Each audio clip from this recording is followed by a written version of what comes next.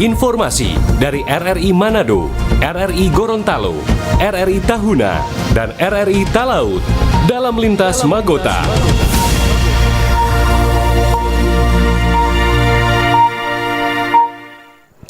Pukul 17 waktu Indonesia Tengah, Radio Republik Indonesia dengan berita Magota, Manado, Gorontalo, Tahuna, dan Talaut.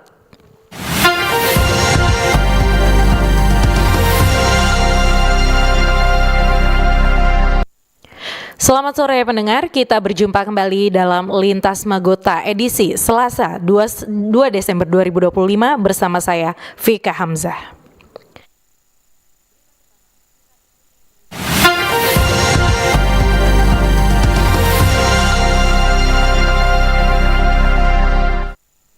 Berita pertama, kita ikuti berita dari RRI Manado. Unsrat berdampak bagi negeri, pengabdian kepada masyarakat atau PKM di Desa Tunelet gelar pemeriksaan kesehatan, pengobatan gratis, dan penyuluhan. Universitas Samratulangi Manado kembali menunjukkan komitmennya hadir untuk masyarakat melalui kegiatan pengabdian kepada masyarakat di Desa Tunelet, Kecamatan Kakas, Kabupaten Minahasa. Mengusung tema unsrat berdampak bagi negeri, kegiatan ini sekaligus menjadi bagian dari rangkaian Disnatalis ke-64 Unsrat. Berbagai layanan dan edukasi diberikan langsung kepada warga, mulai dari pemeriksaan kesehatan dan pengobatan gratis, penyuluhan peluang agrobisnis, hingga edukasi tentang Koperasi Merah Putih sebagai penggerak ekonomi masyarakat. Antusiasme warga terlihat sejak pagi hari, termasuk keikutsertaan anak-anak sekolah dasar dalam demonstrasi cara menyikat gigi yang benar. Ketua Panitia Prof. Markus Lasut menjelaskan bahwa kegiatan ini mencakup 2 kecamatan, yakni Kakas dan Kakas Barat, dengan menyasar seluruh lapisan masyarakat. Jadi ini adalah rangkaian dari kegiatan Disnatalis Unsrat yang ke-64. Nah, kami datang ke Kecamatan Kakas, khususnya Desa Tunelet, tapi sebenarnya untuk semua wilayah di kecamatan. Nah, di sini ada 2 kecamatan, Kecamatan Kakas dan Kecamatan Kakas Barat. Nah, kegiatan kita hari ini adalah kegiatan pemeriksaan kesehatan gratis untuk masyarakat, baik Desa Tunelet maupun desa sekitarnya. Kemudian kita juga mengadakan untuk anak-anak SD, tadi ada 2 SD, SD Advent dengan SD Gemim, SD Negeri 1, ya. Nah, itu untuk demonstrasi cara menyikat gigi bagi anak-anak. Nah, itu sangat baik bagi mereka dan sangat antusias anak-anak untuk mengikutinya. Kemudian saat ini kita mengadakan kegiatan penyuluhan. Nah, di sini kegiatan penyuluhan ada topik tentang perikanan, bagaimana memelihara ikan di Danau Tondano. Kemudian ada juga kegiatan tentang bisnis dan Koperasi Merah Putih, dan juga dengan topik lainnya. Nah, semua ini tujuannya untuk masyarakat, untuk meningkatkan pengetahuan dan juga meningkatkan tentunya nanti pendapatan manakala ini dilaksanakan. Dan bisnis tentang Koperasi Merah Putih itu juga diberikan pada saat ini. Ia juga menyampaikan apresiasi terhadap dukungan berbagai pihak, terutama pemerintah Provinsi Sulawesi Utara yang diketahui Gubernur Julius Silvanus memberikan izin untuk menggunakan rumah kediaman keluarga sebagai lokasi utama pelaksanaan kegiatan. Dan kami bekerja sama dengan berbagai pihak, terutama dengan pemerintah provinsi, dengan Pak Gubernur. Nah, Pak Gubernur langsung memberikan bantuan kepada kami dengan mengizinkan menggunakan rumah kediaman keluarga. Dan saat ini tempat utama kami berada di rumah Gubernur di Desa Tunelet ini. Dan pemerintah provinsi juga memberikan bantuan tadi langsung 300 dos makan siang. Itu sangat membantu sekali bagi kami dan juga bagi tenaga medis yang bekerja. Dan pemerintah Kabupaten Minahasa, Ibu Kepala Dinas juga sudah hadir tadi, dan juga beberapa sponsor pihak lainnya yang membantu kami, dan banyak pihak terutama di Kecamatan Kakas dan Kecamatan Barat. Harapan besar juga datang dari pemerintah desa. Hukum Tua Desa Tunelet Stanley Lengkoan menyampaikan rasa terima kasih atas dipilihnya Desa Tunelet sebagai lokasi kegiatan PKM dan Disnatalis Unsrat. Dengan adanya kegiatan ini kami sangat berterima kasih, dan berterima kasih juga kepada seluruh panitia yang memang menunjuk desa kami yang jadi sasaran untuk kegiatan Disnatalis dari Universitas Samratulangi. Sementara itu, salah satu warga Tonelet, Ronald Bawinto, mengungkapkan rasa syukurnya dan berharap kegiatan seperti ini terus berlanjut. Sebagai masyarakat khususnya yang berada di Desa Tonelet Kecamatan Kakas, kami sangat bersyukur dengan diadakannya kegiatan seperti ini. Dan kiranya ke depan akan lebih banyak lagi kegiatan seperti ini akan diadakan baik di tempat ini maupun di tempat yang lain. Terima kasih. Kegiatan PKM Unsrat di Tonelet tidak hanya menjadi wujud kepedulian perguruan tinggi terhadap masyarakat, tetapi juga menjadi momentum penguatan hubungan akademisi dengan daerah. Unsrat menegaskan bahwa kehadiran mereka bukan sekadar seremonial disnatalis, melainkan kontribusi nyata untuk berdampak bagi negeri. Anugrah Pandey, RRI Terus Mengudara untuk Indonesia.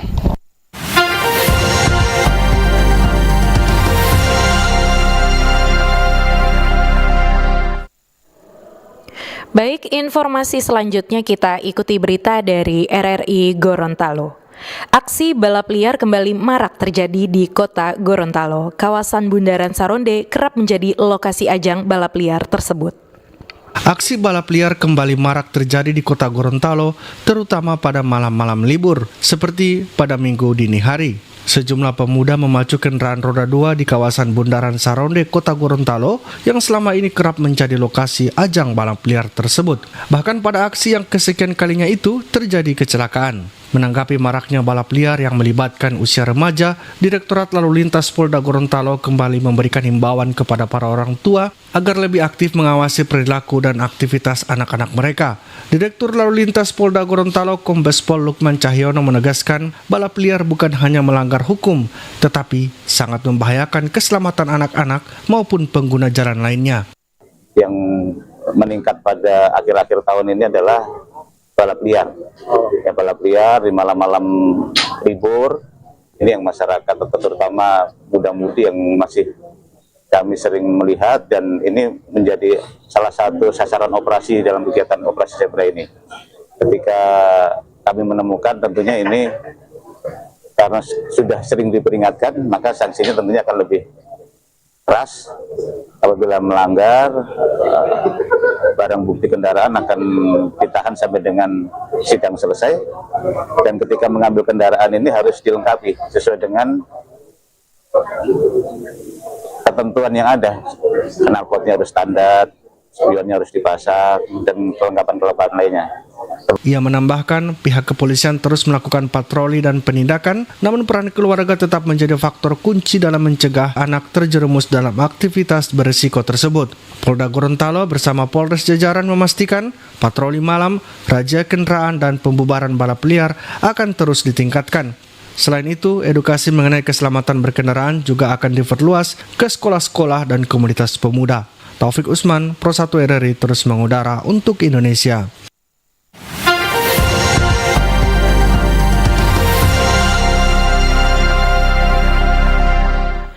Masih dari Gorontalo, Loka Monitor Spektrum Frekuensi Radio Gorontalo terus mengawasi dan menertibkan penggunaan spektrum frekuensi meskipun tingkat kepatuhan terhadap penggunaan spektrum frekuensi radio tergolong baik.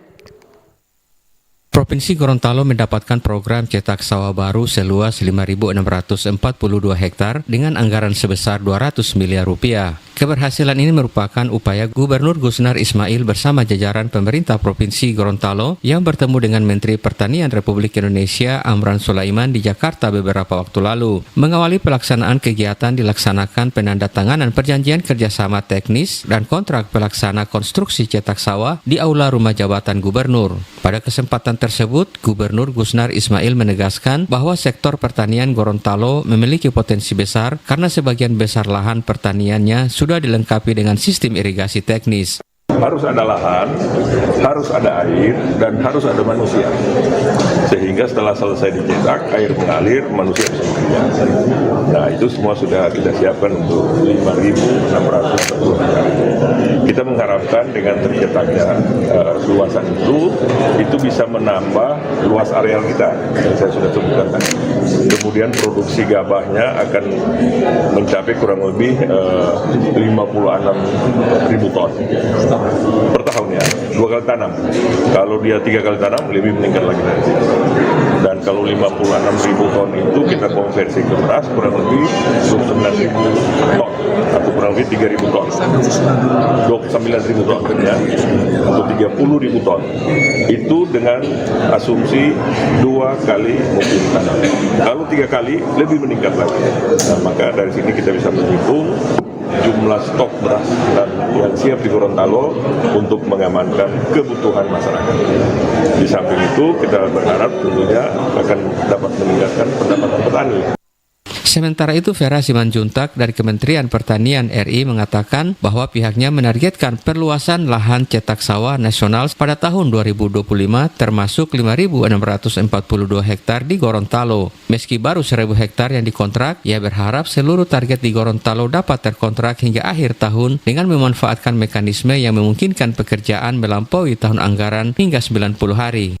Anggaran 2025 ini ada 225.000 hektar di seluruh Indonesia dan di Gorontalo itu 5.642. Dengan walaupun saat ini yang dikontrak baru 1.000, kita berharap ini nanti 5.642 akan dikontrak sampai akhir tahun dan kita menggunakan mekanisme RPATA. Jadi bisa menabrak tahun anggaran tambah 90 hari ke depan.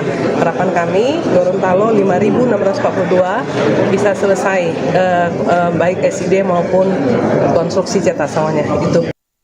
Ia juga menegaskan bahwa Kementerian Pertanian Republik Indonesia siap menerima usulan lahan selama memenuhi syarat. Dari Gorontalo, Budi Akantu, RRI, terus mengudara untuk Indonesia.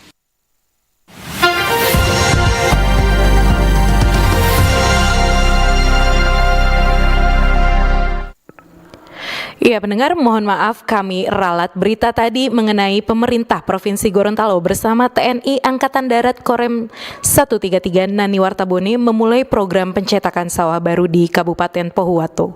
Pada tahap awal, seluas 1.000 hektar akan mulai dikerjakan dari total target 5.642 hektar. Dan kita ikuti selanjutnya berita dari RRI Tahuna. Lintas Magota, Manado, Gorontalo, Tahuna, dan Talaut.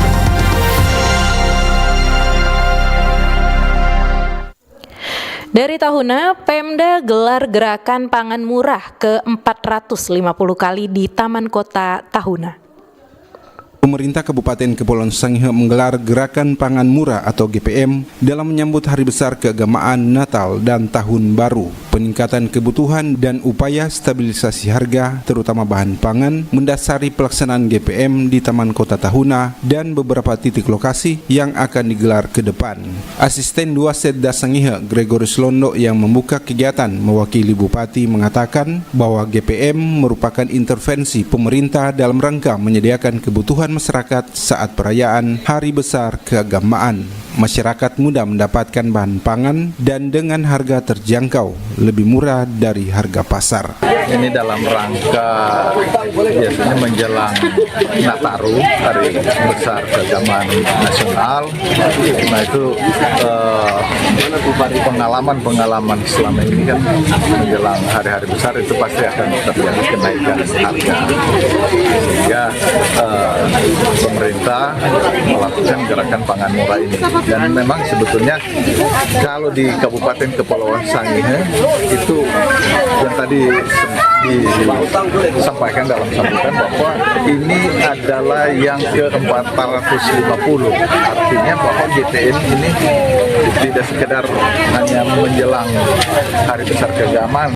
Pada saat ini sudah menjelang Nataru ya, kita laksanakan. Pelaksanaan gerakan pangan murah sendiri oleh Dinas Pangan Daerah dan kolaborasi instansi teknis lainnya sudah ke-400 kali dilaksanakan hingga menjelang akhir tahun 2025 dan masih bertambah menjangkau sejumlah lokasi strategis. Kegiatan GPM juga mendukung program pemerintah pusat menjaga ketahanan pangan daerah bekerjasama Bank Indonesia sejumlah vendor pangan di Sangihe. Anton Lahaube melaporkan.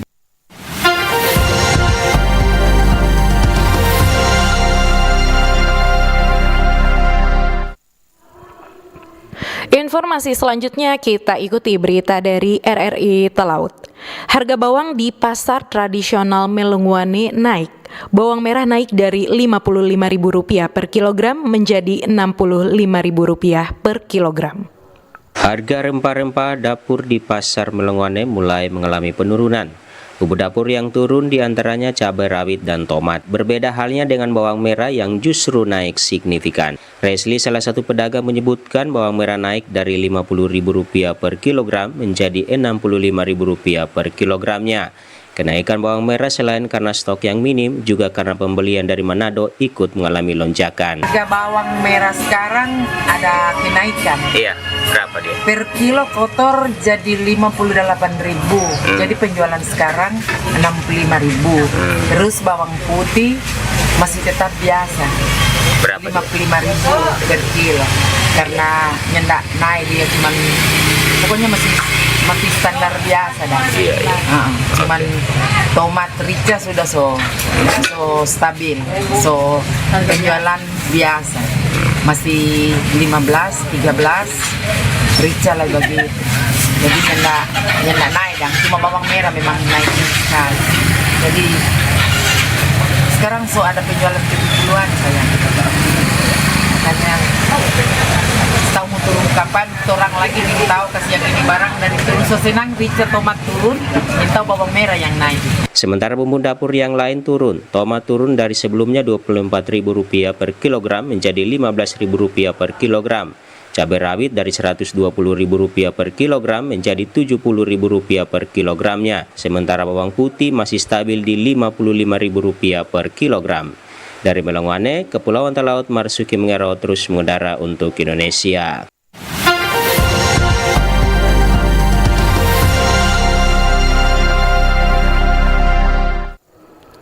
Baik pendengar, sekian untuk Lintas Magota edisi Selasa 2 Desember 2025 bersama saya Fik Hamzah. Selamat sore dan sampai jumpa.